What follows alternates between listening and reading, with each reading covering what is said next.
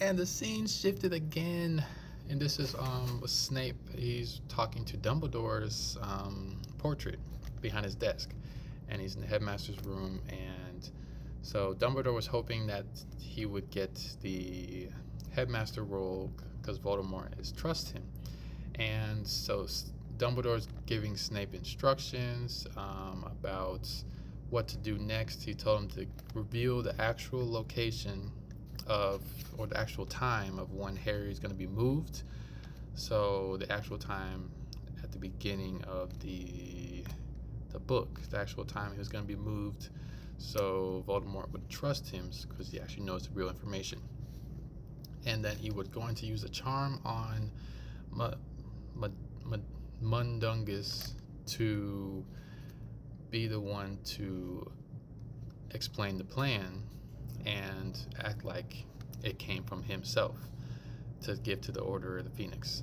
And then from there he would give him the plan to give several Potters, and so that to make sure that he is also there on the battle as well, to keep Harry alive but also make it look like it's natural, like they missed it, like they just missed him.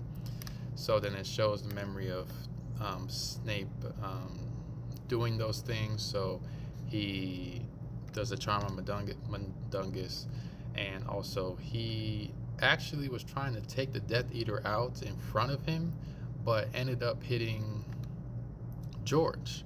And that's how George lost his ear, because of an accidental mishap by Snape. So it looks like Snape shot him, but he just missed.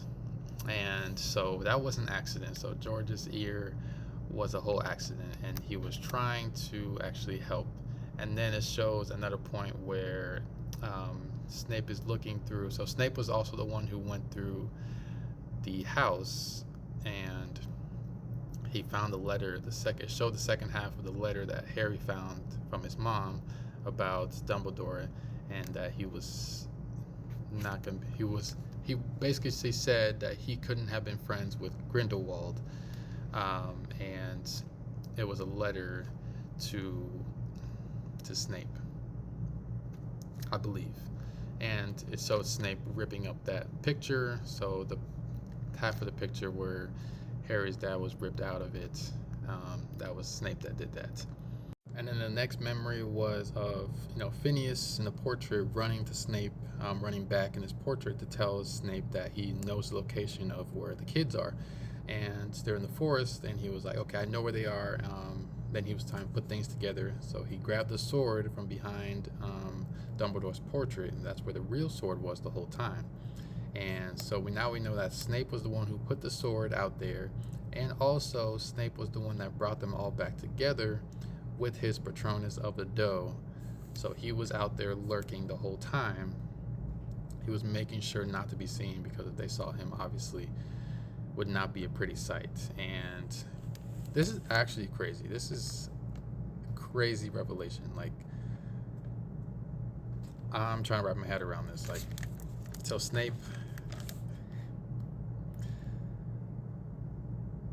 I don't want to say he loved Harry, but he did a lot more for him than Dumbledore.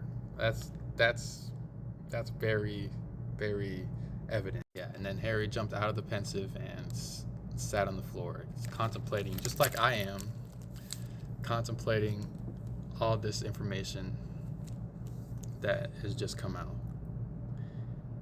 Yeah, that's insane. That's okay, Snape. Okay.